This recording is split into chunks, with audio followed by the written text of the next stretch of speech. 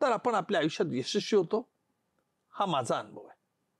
मला असं वाटतं की तुम्ही मला म्हणालात आता की तकदीर से पहले नहीं मिलता, पण आम्हाला दरवेळी वाटायचं की यावेळी तुम्ही राजकारणात याल, यावेळी तुम्ही राजकारणात याल. असं करता करता अखेरकार 2024ला तुमची पावलं राजकारणाकडे वळली. तुम्हाला लोकसभेचं तिकीट ऑफर करण्यात आलेलं होतं. राजकारणामधली एंट्री कशी होती आणि तो अनुभव कसा होता?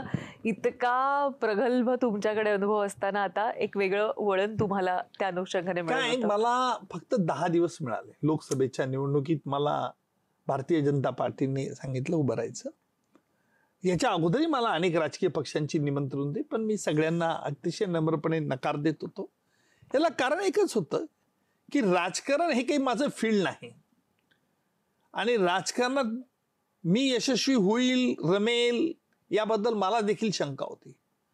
परंतु एक ठाम आत्मविश्वास असा होता की लोक राजकारणात घाबरतात का, राजकारणात देखील चांगल्या माणसांनी येऊ नये का, हा एक प्रश्न होता. आणि म्हणून म्हटलं, ज्या वेळेला मला महाराष्ट्राचे मुख्यमंत्री देवेंद्रजी यांचा फार आग्रह होता, मी त्यांनाही नाही म्हणत होतो, पण देवेंद्रजी नाही उभं राहा आपण, आणि केवळ त्यांच्या सांगण्यामुळे मी उभं राहिलो. 10 दिवस कमी अनुभव काय मला काही कळलेच नाही 10 दिवस कसे गेले आणि काय गेले.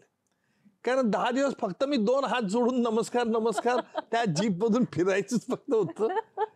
कुठला मतदारसंघ कुठे काय याची देखील मला काही कल्पना नव्हती. पण हे किती आश्चर्य आहे ना की जळगाव मधली एक व्यक्ती, तिथं प्रॅक्टिस करणारी, मुंबईतल्या म्हणजे देशातला सगळ्यात मोठा खटला मुंबईत चालवण्याची संधी मिळाली. त्यानंतर आम्हाला वाटायचं की तुम्हाला जळगाव मधून उमेदवारी मिळेल, पण तुम्हाला थेट मुंबईतून अगदी प्राईम लोकेशन मधून उमेदवारी देण्यात आली. ह्या सगळ्याकडे आपण कसं बघता?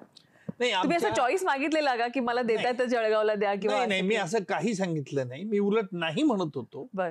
आणि आमच्या श्रेष्ठींचा माझ्यावर असलेला विश्वास आणि आमच्या श्रेष्ठींचा आमच्यावर असलेलं प्रेम आणि लोकांचं प्रेम, म्हणजे एक गोष्ट निश्चित की ह्या 10 दिवसात मला 4.5 लाख मतं मिळणं हा मोठा माझ्या दृष्टिकोनातून विजय होता. म्हणजे आपले मुख्यमंत्री साहेबांनी सांगितलं मला की तुम्ही पडलेला नाहीच उज्ज्वलजी, तुम्ही 16,000 मतं म्हणजे लोकसभेत काहीच नाही. आणि ठीक आहे, मला मग त्याचं वाईटही वाटलं नाही. कारण त्या दिवशी मला सकाळी काउंटिंगच्या दिवशी मला पत्रकारांनी विचारलं, समजा तुम्ही निवडणुकीत पडला तर काय करा? तर निवडणुकीत पडलो मी तर माझा काळा कोट तयार. आणि खरोखर तुम्हाला वैशालीजी सांगतो, मी काळा कोट घालून लगेच दुसऱ्या दिवशी कोर्टात गेलो. बर. कारण असं आहे की निवडणुकीत उभं राहिलो नाही, आपल्याला नशिबाने साथ दिली. कोणावरती दोष देण्यापेक्षा आपल्याला नशिबाने साथ दिली नाही असं मी मानतो. आणि गंमत अशी बघा की 1 वर्षाच्या आत मला पुन्हा भाजपने राष्ट्रपती नामनिर्देशित म्हणून राज्यसभेवर घेतलंच. त्यामुळे पुन्हा मला राजकारणाच्या दिशेने त्यांनी आणलेला आहे. राज्यसभेतला अनुभव कसा आहे आत्ताचा? आणि राजकारण मानवतंय का आता? फुलफ्लेज राजकारण? नाही, फुलफ्लेज राजकारण तर मी करत नाही. परंतु असं आहे की राज्यसभेतला अनुभव चांगला आहे. पहिलं अर्थात सत्र जे झालं ते सगळं विरोधी पक्षांनी बायकॉट टाकल्यामुळे एसआरए करत ते सगळं बिहार इलेक्शन, हे इलेक्शन, त्याच्यामुळे ते संपलं.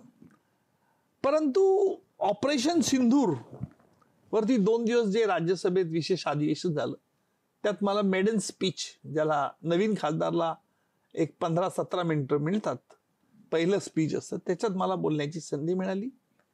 आणि मग ते एखाद्या राजकीय पक्षाच्या नेत्याने करावं, त्या संधीचा मी फायदा घेतला. की ऑपरेशन सिंधूर मध्ये सरकारचं कौतुक करताना पूर्वीच्या सरकारने काय केलं आहे, पाकिस्तानच्या विरुद्ध का कारवाई केली गेली नाही, याचं एक चर्चा, म्हणजे याचं मी म्हणाल वर्गीकरण केलं. आणि मग का चुकलो, पूर्वीच्या सरकारने का केलं नाही, असे प्रश्न आताच्या सरकारने जे केलं त्याकरता आपल्याला दोष देता येणार नाही, हे मी स्पष्ट अधोरेखित केलं. आणि ऑपरेशन सिंधूर नंतर देखील जगामध्ये कुठेही भारत देशाने आक्रमण केलं असं कुणी म्हणाल नाही. हे वैशिष्ट्य आहे.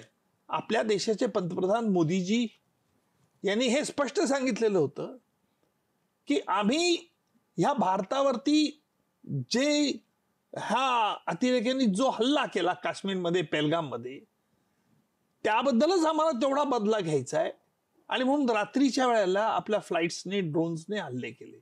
दिवसा करू शकले असते पण नाही केले, कारण आम्हाला साधी नागरिकांची हानी कोणाची करायची नव्हती पाकिस्तानची. आम्हाला फक्त हानी करायची होती की कटकरस्थान करणारी जी लोक आहेत, अतिरेकी आहेत, त्यांचे अड्डे उद्ध्वस्त करायचे. ते केलं आपण.